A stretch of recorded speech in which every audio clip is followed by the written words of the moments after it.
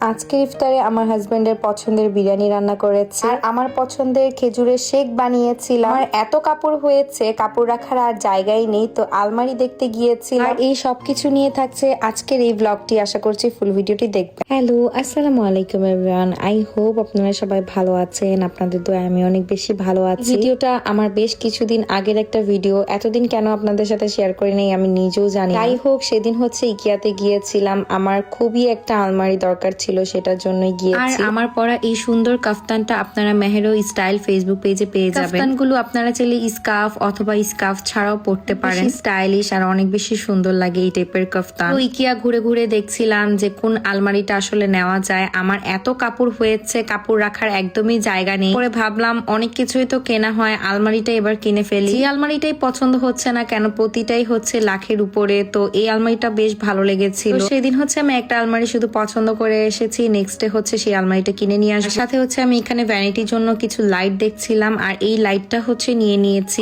দেখাই ভ্যানিটিতে লাইটটা সেট করার পর কেমন লাগছে। ভ্যানিটিতে অলরেডি অনেকগুলো লাইট লাগানো আছে, সেগুলো হচ্ছে আলো অনেক কম দেয়, এই জন্য আমি ভাবলাম এই ওয়ার্ম কালারের লাইটটা নিয়ে নিই। তার জন্য আজকে বিরিয়ানি রান্না করব। তো সকালবেলাই হচ্ছে আমি গরু মাংসটা রান্না করে ফেলেছি। বাসমতি দিয়ে রান্না করেছি, কারণ জাপানে পোলা চালটা এভেলেবেল ছিল না, এখন যেহেতু এভেলেবেল হয়েছে তো আজকে পোলার চাল দিয়ে বিরিয়ানি রান্না করব। কেজি গরুর মাংসের সাথে আমি এখানে 4 কাপ চাল নিয়েছি, আর চালটাকে ভালো মতন এখন ধুয়ে নিচ্ছি। আমার বাসায় থাকতে আমি কখনোই বাসায় বিরিয়ানি রান্না করে দেখিও নি, আর এখানে এসে একদম বিরিয়ানি রান্না করতে করতে একদম এক্সপার্ট হয়ে গিয়েছে। তো 2 দিন পর পরই খালি আমাকে বলবে যে বিরিয়ানি কেন রান্না করছো না। তো আজকে ভাবলাম যে ইফতারে আজকে বিরিয়ানি রান্না করে ফেলি। মাংসটাও উঠিয়ে ফেলেছি, আর যেই ঝোলটা ছিল সেই ঝোলটার মধ্যেই চালটা দিয়ে আমি ভালো মতন ভেজে নিয়েছি।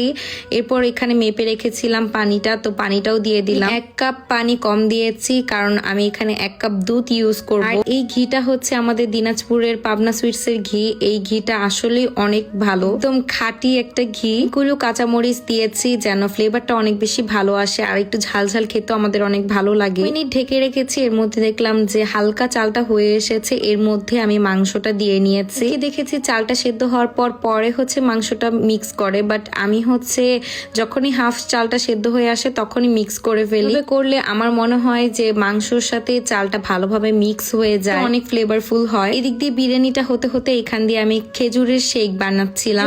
অনেকগুলো খেজুর হচ্ছে আমি নিয়েছি, আর সকাল থেকে পানিতে ভিজিয়ে রেখেছিলাম যেন খেজুরটা নরম হয়ে যায়। এক এক করে প্রত্যেকটা খেজুর থেকে হচ্ছে বিচিগুলো খুলে ব্লেন্ডারে দিয়ে দিচ্ছিলাম। হচ্ছে এখানে আমি টক দই দিয়েছি, আমি অনেকগুলো হচ্ছে টক দই ইউজ করেছি, সামান্য পরিমাণ চিনি ইউজ করেছি। আপনারা চাইলে চিনি নাও ইউজ করতে পারেন, কারণ খেজুরের মধ্যে অনেক মিষ্টি থাকে। তো আমার হাজবেন্ড একটু মিষ্টি খেতে পছন্দ করে, এই জন্য আমি একটু চিনি দিয়েছি। এখানে টক দই আর খেজুরটাকে আগে ভালোভাবে ব্লেন্ড করে নিয়েছি। এর মধ্যে আমি দিয়ে দিয়েছি দুধ, যে প্যাকেটের দুধটা পাওয়া যায় সেটাই ইউজ করেছি। সাথে হচ্ছে আমি একটু গোলমরিচের গুঁড়ো দিয়েছি। মতন ব্লেন্ড করলে এটা হচ্ছে খেজুরের শেক হয়ে যাবে। চাইলে আপনারা কিন্তু কলা ইউজ করতে পারেন। আমার বাবার বাড়িতে ছিলাম সবসময় রমজানে, এটা আমি সবাইকে বানিয়ে খাইয়েছিলাম। সীমান্তকেও আজকে একটু বানিয়ে দিই যে ও খেয়ে বলুক যে কেমন হয়েছে। রেখে ঠান্ডা ঠান্ডা খেতে এটা আসলে অনেক বেশি মজা। এদিক দিয়ে তো আমার বিরিয়ানিও হয়ে গিয়েছে, আমি উপর দিয়ে হচ্ছে বেরেস্তাও দিয়ে নিয়েছি। আগে পানির মাপটা একদমই বুঝতাম না, বাট এখন পানির মাপটা